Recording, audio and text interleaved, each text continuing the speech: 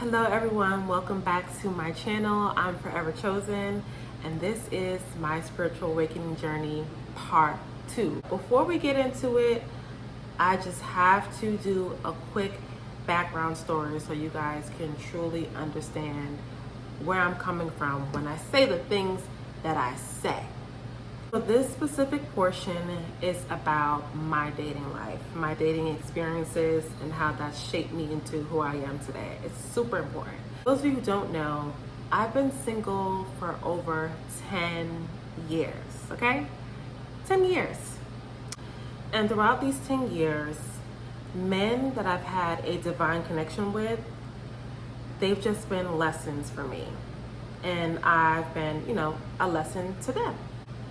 It's like they come into my life and I usually attract, super high masculine men with huge egotistical problems, men with high sex drives, men that look immaculate, they look so freaking good, but they players. And it's like once they meet me, I'm always the one to stand up to them and be like, you know what, I'm not tolerating this shit. And I put my foot down and I will cut them off. And they will go out and learn their lesson and they will come back and try to rekindle the flame. And I'm always like, nah, you messed up that one time. I'm not doing it. So I've been going through this for the past 10 years and it's benefited from me because, again, I always find myself choosing myself.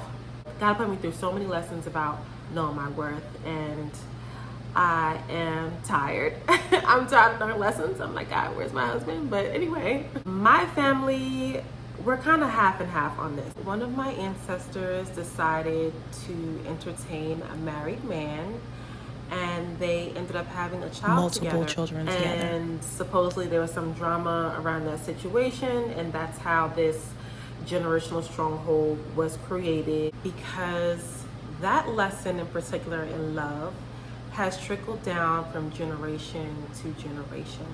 Like love in particular, it's always very much something going on. Generational karma is a real thing, but you won't know unless you're actually living in it and living through it. And you start to compare and contrast the situations and circumstances that you're going through to the previous generation, and you guys have those similarities. It's not coincidental. That's generational karma. All I know is that my father was created and my father went out and found my mama, and they came together and they had one of 3. A lot of people don't realize the decisions that we make in our current generation will definitely affect the next generation. So until that lesson is learned, the patterns will continue on. It'll just keep going and going and going and going until someone learns the spiritual lesson. Once they learn that lesson, obviously that chain will be broken. And that's why you see so many people, they're like, oh, I'm addicted to drugs today because my daddy was a drug addict. Or I'm addicted to this because my mama this. Yes, that is embedded in your generational DNA. But you have the option to rebuild your lineage. God will always put paths in front of you. I'm a strong believer that that stuff is embedded and encrypted in our DNA, that trauma. But again, you have the option. God will always present you with options to A, either walk away, or B, go down that same path. And I'm choosing to create a new lineage because I don't want my children to have to go through the same crazy ass lessons that I have been going through my entire life.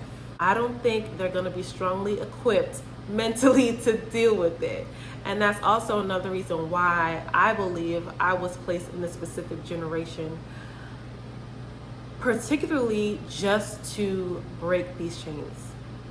So I really hope that people are taking into consideration, again, the actions and choices that they make, whether good or bad, will 100% affect the next generation. If you're making poor decisions, just know that stronghold is definitely going to trickle down until the next generation.